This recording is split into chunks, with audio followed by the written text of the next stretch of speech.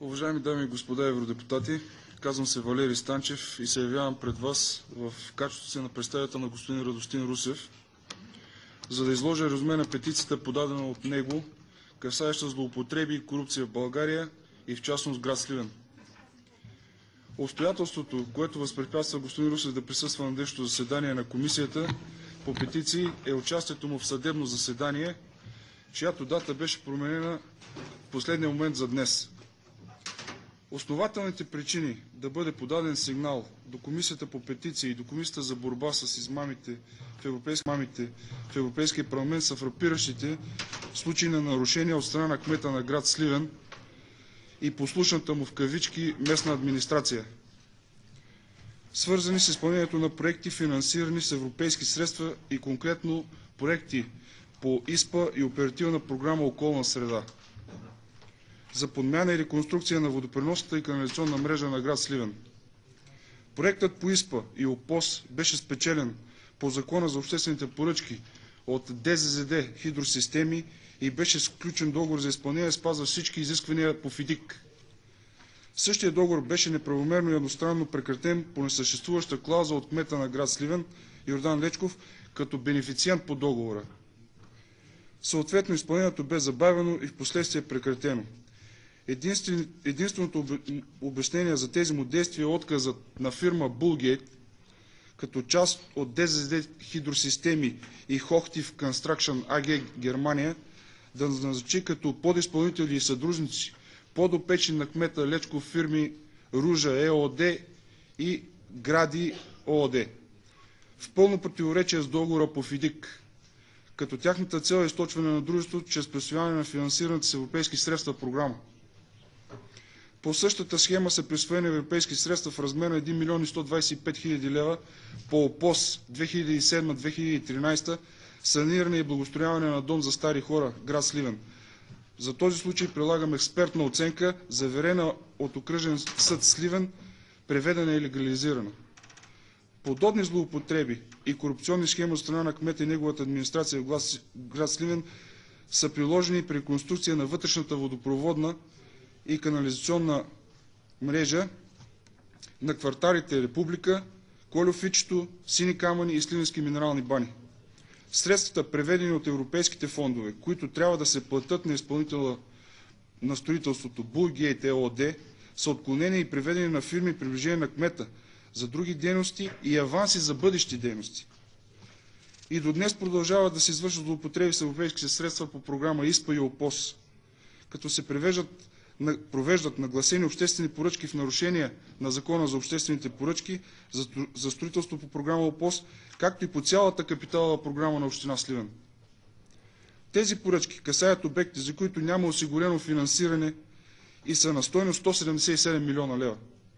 За тяхното изпълнение се разчита на бъдещи европейски средства, които ще бъдат привлечени по европрограми. Дружеството победител в тази поръчка вече е фирма Гради ЕООД, на която собственик и прокурист е Иван Енергиев, съпруг на госпожа Нетка Енергиева, заместник кмет по финансите на община Сливен.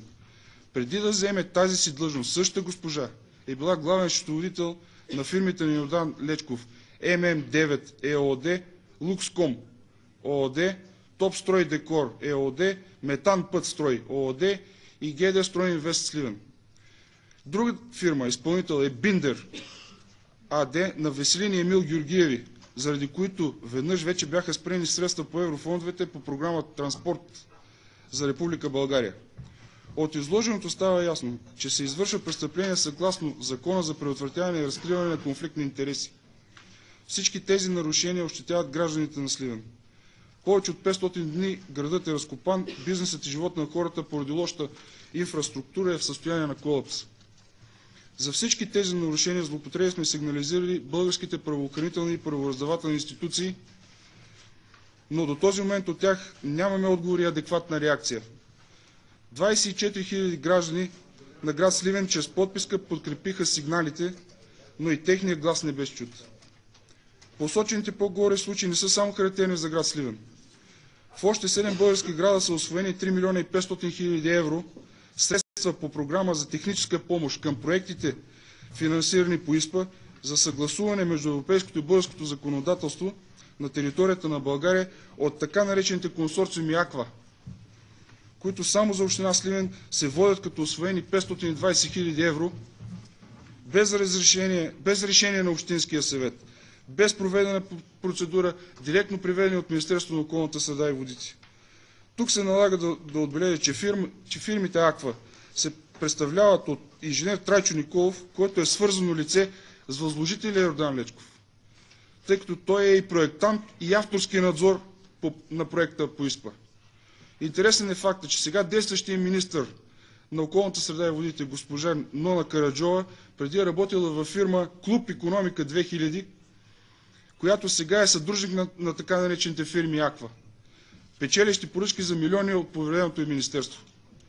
Неспазването на действащия закон за обществените поръчки, нарушаване на процедурите, конфликта на интереси, злоупотребата с национални и европейски средства води до несигурна бизнес среда, до огромни междуфирмени задължения, до фалити, безработица и нисък жизнен стандарт на гражданите на град Сливен.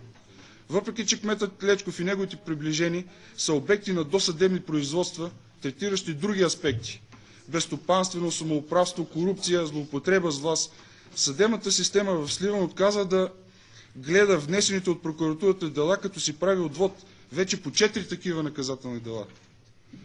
И публично признава, че е поставена под натиск от управляващите. Министър-председателят Бойко Борисов и министър на вътрешните работи публично демонстрират протекциите си над кмета Лечков в пресата и по електронните медии. Поради изнесени по-горе факти, не можем да разчитаме на решаването на проблемите на независимо национално ниво. И затова се обръщаме към европейските институции. Уважаеми дами и господа, от името на господин Радостин Русев и на гражданите на град Сливен, ви благодаря за възможността да бъдем изслушани пред Комисията по петиции в Европейския парламент. Благодарим за вниманието, което отделихте по този случай. Вярваме в европейските ценности и в силата на европейските закони. И изразяваме надеждите си, че с ваша помощ България ще тръгне по пътя, който са изминали всички европейски държави. Път, по който не бива да се движат корумпирани политици, оплетени в преки финансови и политически зависимости. Благодаря. С уважение, Радостин Русев.